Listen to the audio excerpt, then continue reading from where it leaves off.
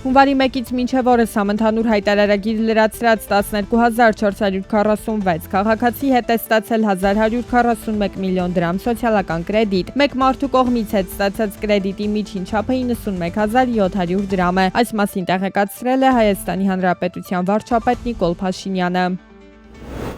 Պետական եկամուտների կոմիտեի հրապարակած տվյալների համաձայն 2025-ի հունվար-փետրվարին պետական բյուջեի 379 միլիոն 563 հազար դրամ եկամուտը գոյացել է հարկերից ու տուրքերից։ Ավելացված արժեքի հարկի ծավալները նախորդ տարվա ցուցանիշի համեմատ աճել են 31.9%-ով եւ կազմել են ավելի քան 145 միլիոն դրամ։ 2000-ից ավելի գործարարներ ստորագրել են ընդդեմ շրջհարկերի բարձրացման։ Շրջանառության հարկի դրույքաչափը տարեսկզբից կրկնապատկվել է առևտրային սուբյեկտների համար 5%-ից մինչև 10%, արտադրության համար 3.5%-ից մինչև 7%, ըստ որի առանց արտոնյալ հարկային ռեժիմի կգործեն նաև շինարարական, անշարժ գույքի, իրավաբանական եւ հաշվապահական ընկերությունները։ Օրինագիծն ուժի մեջ է մտնում հուլիսի 1-ից։ Թուրքական ապրանքների արտահանումը Հայաստան նվազել է այս տարվա հունվար-մարտ ամիսներին այդ երկրից դեպի Հայաստան արտահանման ծավալը կազմել է $106,000։ Դա 14.4%-ով պակաս է 2024-ի նույն ժամանակահատվածի համեմատ։ Նախորդ տարվա առաջին եռամսյակում այդ ցուցանիշը կազմել էր $124,000։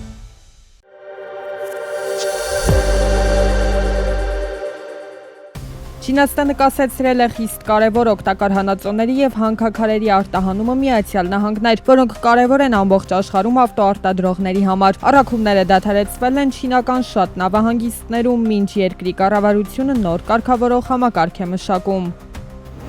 Մեծ Բրիտանիայի կառավարությունը չեղյալ է հայտարարել 89 ապրանքների ներմուծման մաքսատուրքերը էլեկտրական մեքենաների մարտկոցներից մինչև մրգային հյութեր, որպեսզի աջակցի տեղական ընկերություններին Դոնալդ Թրամփի նախաձեռնած առևտրային պատերազմի պայմաններում։ Ներմուծման մաքսատուրքերի չեղարկումը ուժի մեջ կլինի մինչև 2027 թվականի հուլիսը։ Բրիտանական իշխանությունների կարծիքով գանձումների չեղարկումը ընկերություններին թույլ կտա տարեկան մոտ 17 միլիոն ֆունտ խնայել։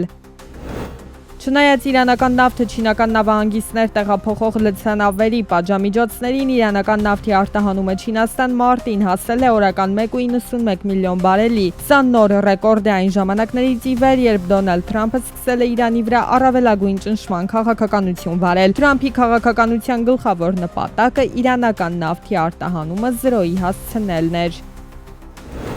Աշխարհը կարող է հայտնվել նոր տնտեսական ճգնաժամի առաջ, գերմանացի փորձագետների կանխատեսումն է։ Աշխարհի շուկայական կապիտալիզացիայի 2/3-ը Միացյալ Նահանգների ֆոնդային շուկայում է, իսկ դոլարը համաշխարհային պահուստային արժույթն է։ Եթե այս ամենը փլուզվի, անկանխատեսելի հետևանքներ կլինեն։ Իսկ Ամերիկայի Միացյալ Նահանգները շարունակաբար ոչնչացնում է վստահելի գործընկերոջ իր համբավը, չնայած այն հանգամանքին, որ դեռևս ամենակարևոր տնտեսական ուժն է աշխարհում։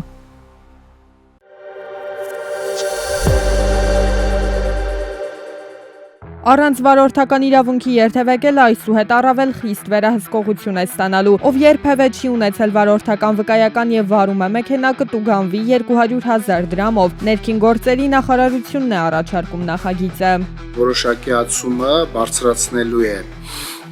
օրենսգիրքով նախատեսված հոդվածներով վարչարարության ճշգրիտ իրականացմանը եւ բնականաբար այս ամենը ազդելու է իրավախախտումների կանխարգելմանը,